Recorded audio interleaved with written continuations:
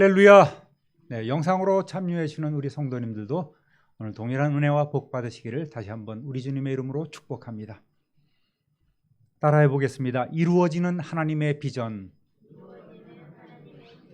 네, 이루어진이 아닌 이루어지고 있는, 이루어지는, 이렇게 진행형으로 제목을 골라보았습니다. 왜냐하면 여전히 하나님의 비전은 이루어지고 있는 때이기 때문입니다.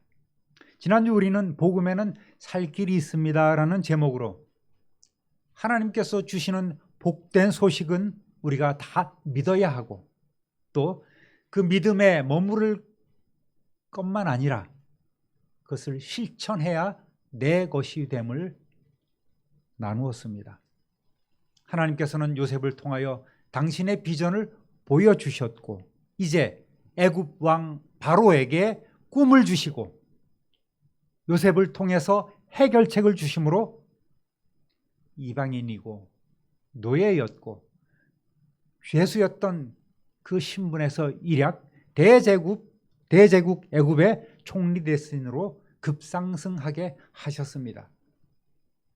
그렇지만 저와 여러분은 애굽 총리보다 더 높은 하늘나라의 왕 같은 제사장으로 살아가도록, 할렐루야, 오늘 성령으로 함께하고 계심을 믿으시기를 주님의 이름으로 축원합니다. 할렐루야. 우리는 요셉보다 더 높은 신분을 갖고 있어요. 성경을 읽다가 안타까운 거는 요셉이 애굽의 총리가 되기 한 해 전에 할아버지 이삭이 180세로 세상을 떠난 것입니다. 오래 사셨죠? 아버지 야곱이 요셉이 죽은 것으로 알고 비통한 시간을 보낸 것처럼 할아버지 이삭 역시 12년여 막내 손자를 그리워하며 살아갔습니다. 저도 동화를 보니까 저놈이 중학교 가면은 내가 몇 살이 되고 대학에 들어가면은 몇 살이 되는구나, 군대 제대하고 취직하면 몇 살이 되겠지, 저놈 결혼하는 것만 봤으면 소원이었겠다, 이렇게 야무진 꿈 꾸고 있습니다. 불가능하겠죠, 사실은.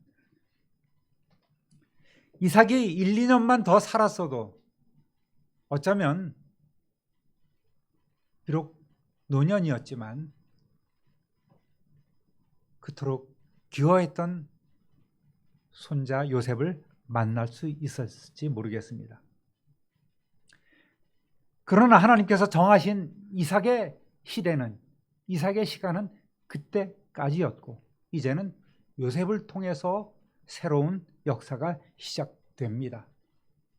이렇게 한 걸음씩 한 걸음씩 요셉을 통해서 하나님은 본격적으로 인류 구원을 위한 원대한 당신의 비전을 이루어가고 계십니다.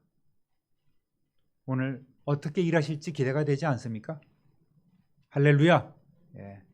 아멘 하신 분들만 큰 복 받으시길 바랍니다. 아차하고 놓치신 분들도 똑같이 받으시기 바랍니다.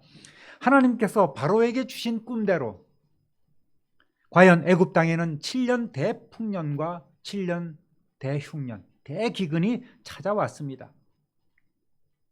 그 여파는 온 세상, 온 땅에 미치게 되고 각 나라 백성들도 애굽 땅에 양식이 있음을 알고 그 양식을 구하기 위해서 애굽으로 몰려듭니다. 어느 누구도 요셉의 허락 없이는 이 곡식을 사고 팔 수 없는 거예요. 따라합니다. 너희는 어찌하여 서로 바라보고만 있느냐? 7년 풍년 후에 온 세상에 그 7년 동안의 풍년을 기억조차 못할 정도의 극심한 기근이 찾아왔고, 야곱과 아들들이 살고 있는 가나안 땅도 예외는 아니었습니다. 당장 식구들이 먹고 짐승들을 먹일 만한 곡식이 없는 거예요. 42장 1절 2절 보니까 그때에 야곱이 애굽에 곡식이 있음을 보고 아들들에게 이르되 너희는 어찌하여 서로 바라보고만 있느냐? 야곱이 또 이르되 내가 들은즉 저 애굽에 곡식이 있다 하니 너희는 그리로 가서 거기서 우리를 위하여 사오라. 그러면 우리가 살고 죽지 아니하리라 하매. 당시 야곱은 약 128, 9세쯤 되었습니다. 아들들은 맏형 루벤이 요셉과 약 6살 차이가 나니까 형들은 40대 전후입니다. 야곱이 30살에 요셉이 30살에 총리가 돼서 7년 풍년을 맞고 그 이듬해 형들을 만나게 되니까 6살 차이니까 형들은 다 30대 후반부터 43세까지 이렇게 쭉 그냥 있는 거예요. 또 딸들도 그동안에 사이사이에 있습니다. 그러니까 서로 이 야곱의 아내들이 자식 낳기 경쟁을 통해서 연년생도 있고 같은 해에 난 아이들도 있고 막 그랬던 거예요. 그런데 가나안의 기근이 들어서 자신들과 가족들 또 짐승들까지 고통을 받고 있는데도 불구하고 두 해가 되도록 이들은 여전히 곡식을 구할 생각조차 안 하고 있는 거예요. 서로 눈치만 보고 있는 것입니다. 이 굶어 죽을 위기 앞에 매사에 하나님께 순종하며 최선을 다하는 요셉과는 달리 형들은 집안의 가장으로서 어른으로서 책임을 다하지 않고 서로 미루는 모습을 보여주고 있는 거예요. 야, 그 먼 길 어떻게 다녀와? 나 혼자는 못 가지. 우리 함께 갑시다 라는 얘기도 안 하고 서로 눈치만 보고 있는 거예요. 누가 가겠지, 누가 가겠지. 급한 놈이, 목마른 놈이 우물 파겠지 하는 그런 심정으로 지금 눈치 게임을 하고 있는 것이죠. 다들 가정을 이루었습니다. 가장으로서 결정권이 있음에도 불구하고 이들은 제 몫을 다하지 않고 있다가 결국 아버지의 책망을 받죠. 얘들아, 왜 미루고만 있니? 듣자 하니까 저 이집트에 애굽 땅에 곡식이 있다 하던데 그리로 가서 곡식을 좀 사오너라. 이러다가는 모두 굶어 죽겠다. 갑자기 그 오징어 게임에 이러다가 다 죽어 하는 뭐 그런 죄송합니다. 정말 그 상황이 된 거예요. 이러다가 다 죽는 거예요. 굶어 죽게 되었습니다. 하는 수 없이 형들이 곡식을 사기 위해서 애굽으로 내려갑니다. 따라합니다. 실수를 반복하지 않으리라. 3절부터 5절까지 보니까 요셉의 형 10사람이 애굽에서 곡식을 사려고 내려갔으나 야곱이 요셉의 아우 베냐민은 그의 형들과 함께 보내지 아니하였으니 이는 그의 생각에 재난이 그에게 미칠까 두려워함이었더라. 이스라엘의 아들들이 양식 사러 간 자 중에 있으니 가나안 땅에 기근이 있습니다. 아마도 야곱은 아들들을 애굽으로 보내기에 앞서서 두 가지를 기억했을 것입니다. 첫 번째, 먼저 과거 유목민이었던 야곱의 할아버지 아브라함이나 아버지 이삭이 기근 때에 어떻게 했습니까? 가나안 땅에 먹고 살 것이 없다 생각하고 애굽으로 내려갔습니다. 또 블레셋으로 내려갔습니다. 아버지 이삭은 또 블레셋으로 그랄 땅으로 내려갔습니다. 특히 온 세상에 유례없는 기근이 되었고 살 길이 막막한 현실에서 야곱 역시 조상들처럼 잠시 물과 양식이 풍성한 곳으로 이주해 갈 수도 있습니다. 그들은 유목민이었기 때문에 정착하지는 않았죠. 그렇지만 야곱은 이 가나안 땅을 떠나지 않았습니다. 왜 그랬을까요? 왜냐하면 과거 할아버지나 아버지가 하나님의 약속의 땅을 떠나 이곳저곳으로 이주했던 일들이 결코 좋은 결과를 가져오지 않았음을 잘 알고 있었기 때문입니다.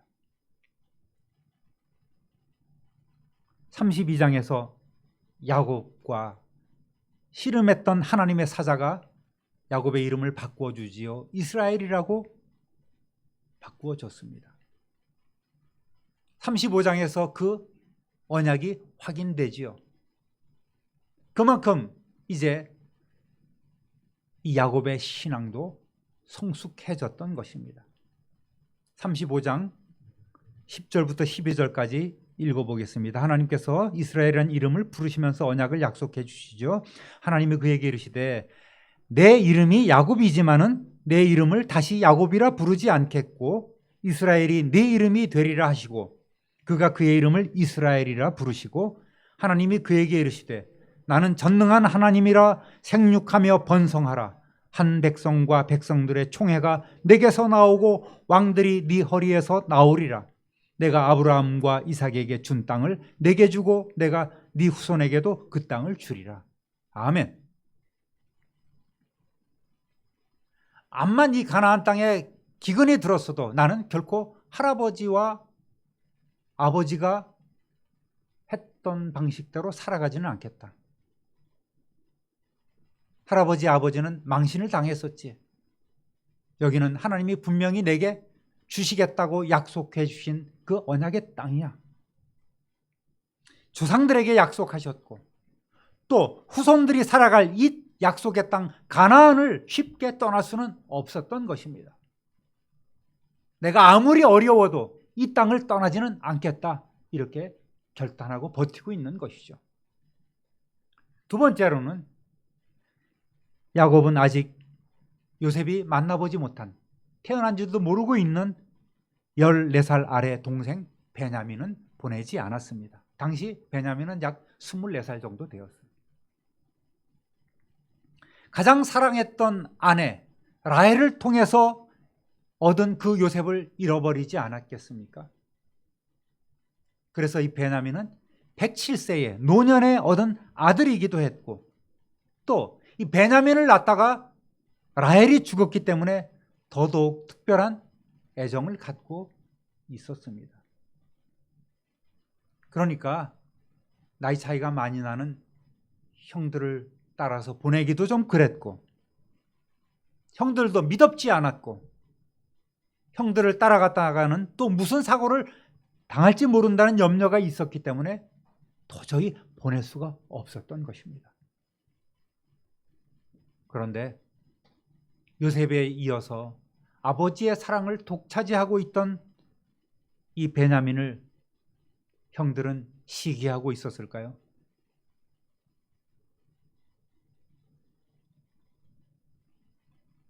나중에 나옵니다. 오늘은 아니고 기대를 해주시기 바랍니다. 어쨌든 야곱의 아들들은 헤브론에서 약 400km 되는, 오늘날에는 뭐 400km가 서울 부산도 안 되는 거리죠. 근데 당시는 굉장히 광약길이었고 도적대도 많았고 위험한 길이었습니다. 그러니까 한두 명이 다녀올 수 있는 길은 아니에요. 때를 이루어서 가야만 서로 간의 안전이 보장되고 또 의지가 되고 한 명이라도 더 가야지만 그만큼 곡식을 확보할 수 있었기 때문에 아들 모두가 10명이 총출동하게 된 것입니다. 달라는 대로 다 주지는 않겠죠. 분명히 1인당 얼마라는 이러한 할당량이 있었을 것입니다. 그러니까 이들은 수많은 짐승까지 먹이기 위해서 최대로 그 곡식을 얻어와야 했기 때문에 10아들 모두가 다 애굽으로 내려간 것입니다. 그리고 곡식을 사기 위해서 등록을 하고 번호표를 뽑고 기다립니다. 6절 7절 보니까 때에 요셉이 나라의 총리로서 그 땅 모든 백성에게 곡식을 팔더니 요셉의 형들이 와서 그 앞에서 땅에 엎드려 절하매 요셉이 보고 형들인 줄을 아나 모르는 체하고 엄한 소리로 그들에게 말하여 이르되 너희가 어디서 왔느냐? 그들이 이르되 곡물을 사려고 가나안에서 왔나이다. 물론 요셉이 일일이 세계 각국에서 모여드는 그 사람들에게 곡식을 얼마나치 팔고 그러지는 않았겠죠. 총리니까 전체적인 관장을 하고 있었을 것입니다. 그런데 아마도 가나안 지역에서 아버지나 형들이 곡식을 사러 오지 않을까라는 기대를 분명히 하고 있었을 것이고 또 가나안 지역에서 오는 사람들은 특별히 신상을 파악해서 보고하도록 조치를 해놓았을 것입니다. 그래서 가나안 땅에서 이러이러한 사람들이 왔습니다 라는 보고를 듣자마자 그 앞에서 탁 나가 있었던 것입니다.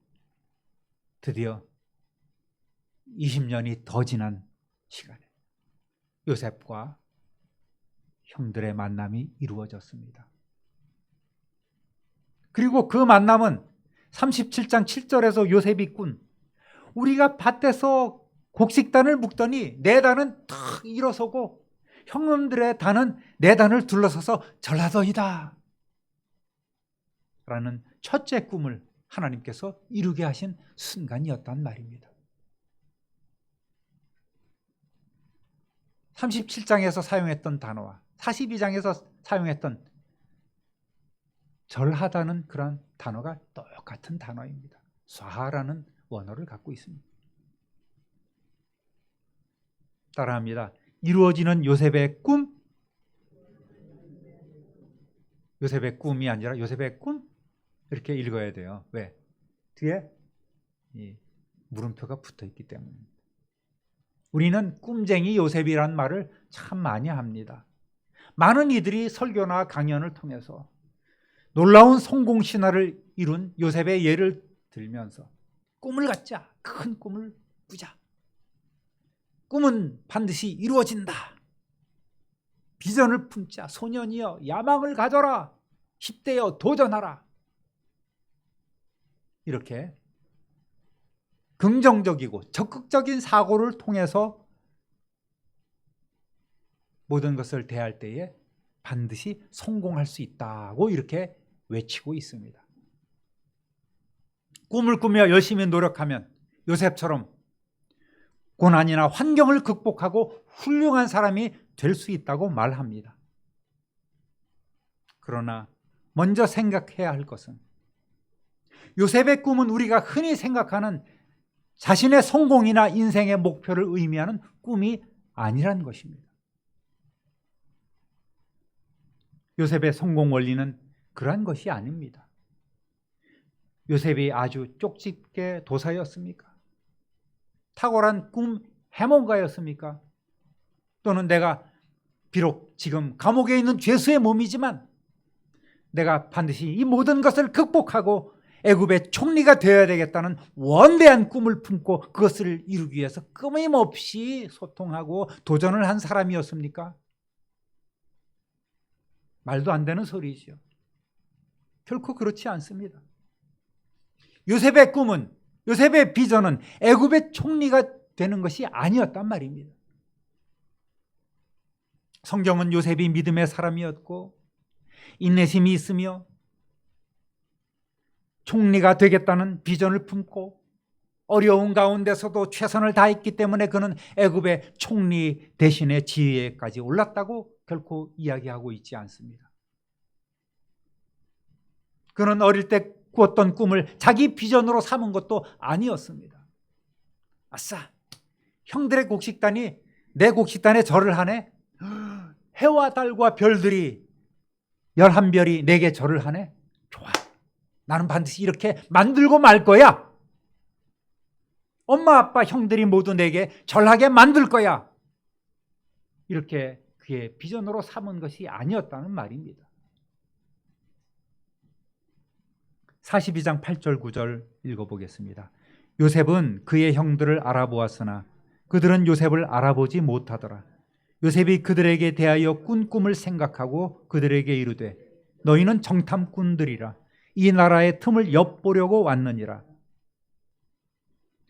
노예로 죄수로 살 때 이러한 일이 일어나게 될 줄은, 실제로 형들이 자기에게 와서 절하게 될 줄은 꿈에도 생각하지 못했을 것입니다. 상상 불가였죠. 본인도 까마득해 잊고 있었습니다. 그저 현실에서 최선을 다하여 자기에게 주어진 일들을 묵묵히 행할 뿐이었습니다. 하나님의 동행하심을 보면서 하나님만을 의지하는 그런 믿음의 삶을 살고 있었습니다. 그러다가 실제로 자기가 총리 대신이 되었고 형들이 와서 자기에게 절을 할 때에야 비로소 옛날 꿈을 기억해낸 것입니다. 그동안 사느라고 과거 그 꿈을 기억할 수는 없었어요. 요셉이 그들에게 대하여 꾼 꿈을 생각하고 내가 과거 이런 꿈을 꿨었지. 그런데 지금 형들이 와서 내게 절하는구나. 요셉은 자신의 꿈을 이룬 인간 승리의 대명사가 아니라 바로 하나님의 비전의 사람이었고 그의 삶을 하나님께 온전히 맡김으로 하나님의 비전을 이루어 드리고 있는 것입니다. 물론 우리도 하나님의 비전을 이루기 위해서 크게 쓰시는 사람도 있고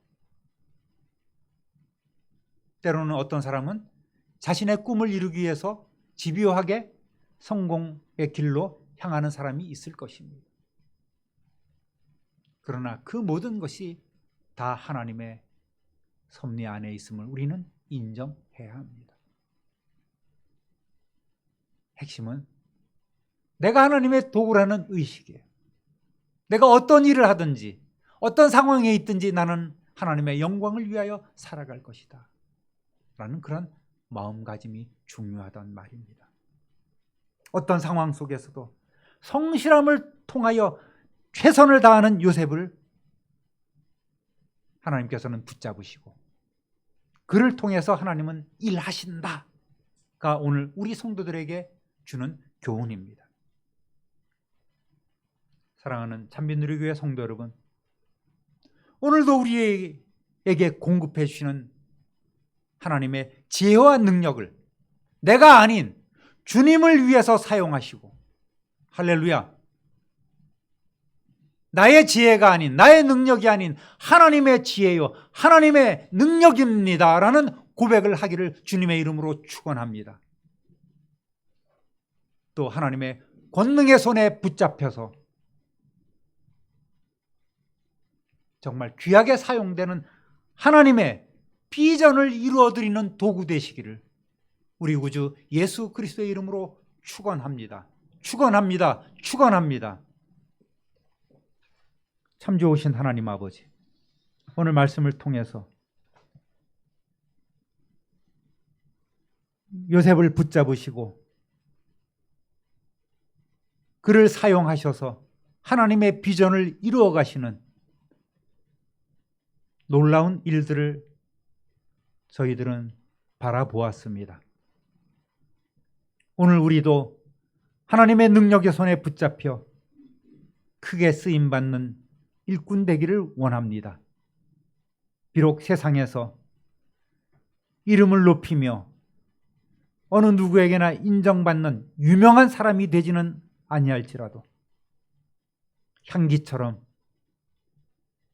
내 이웃을 행복하게 하고 내 가족을 행복하게 하고 우리 성도들과 교제하며 화목하며